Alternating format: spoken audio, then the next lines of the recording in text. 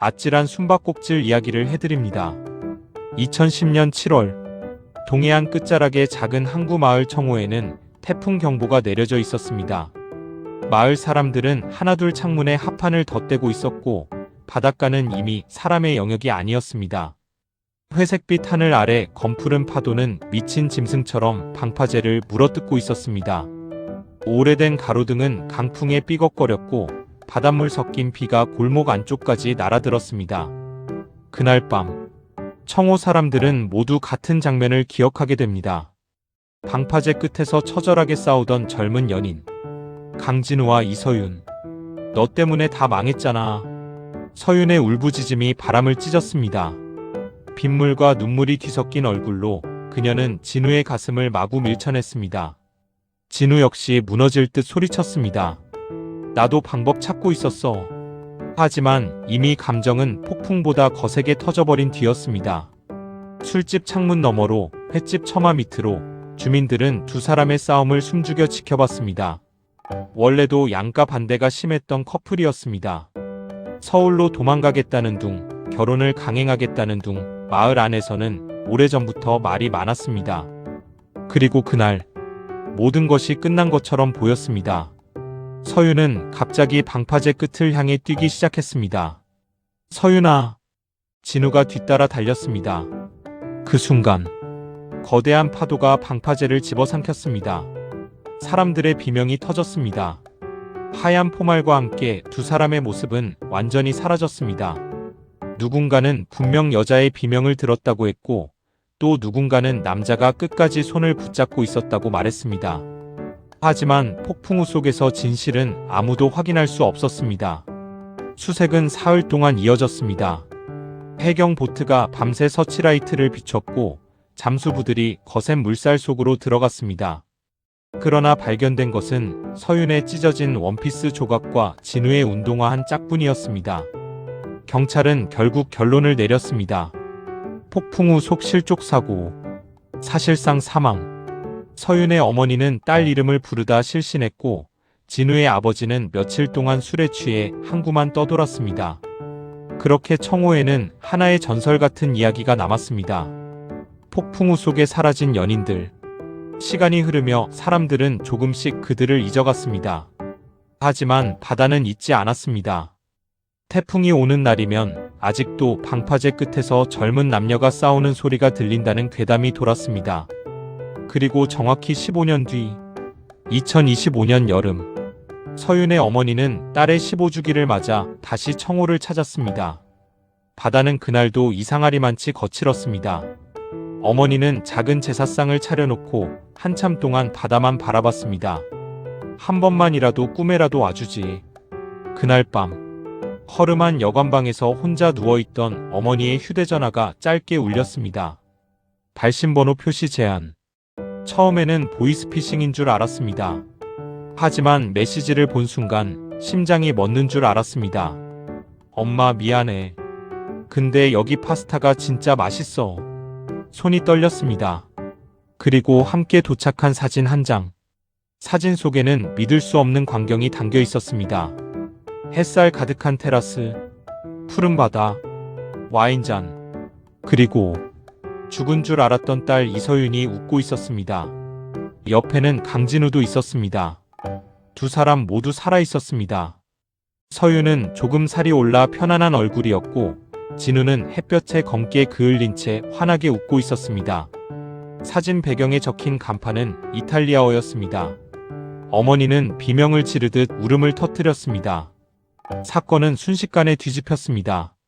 경찰도 주민들도 언론도 충격에 빠졌습니다. 죽은 줄 알았던 두 사람이 지구 반대편에서 살아있었다. 사람들은 경악했고 어떤 이들은 분노했습니다. 하지만 진실은 더 충격적이었습니다. 15년 전 두 사람은 정말 세상에서 사라질 계획을 세웠던 것입니다.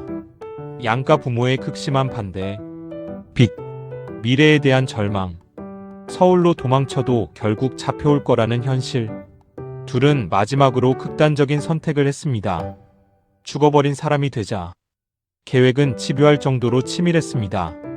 태풍 경보가 뜨자 진우는 날짜를 정했습니다. 폭풍 후 속이라면 흔적도 쉽게 사라질 거라 생각했습니다. 싸움도 연기였습니다. 마을 사람들이 모두 보도록 일부러 악을 쓰며 싸웠습니다. 그리고 파도가 방파제를 덮치는 순간 두 사람은 미리 숨겨둔 방파제 아래 공간으로 몸을 던졌습니다.